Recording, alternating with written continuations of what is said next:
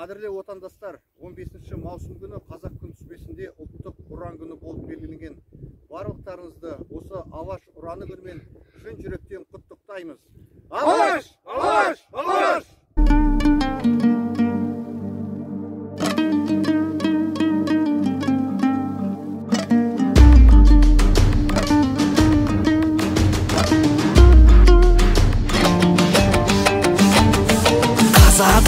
Қазақ үшін туғанмын, қазақ үшін белді бекем буғанмын, қазақ үшін жаратқаннан бақ тілеп, қазақ үшін жана ұртқан ұлданмын, қазақ үшін керек болса құрбанмын.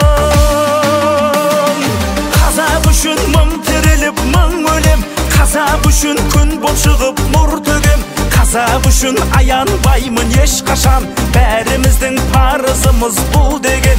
Қазағым тек қазақ үшін.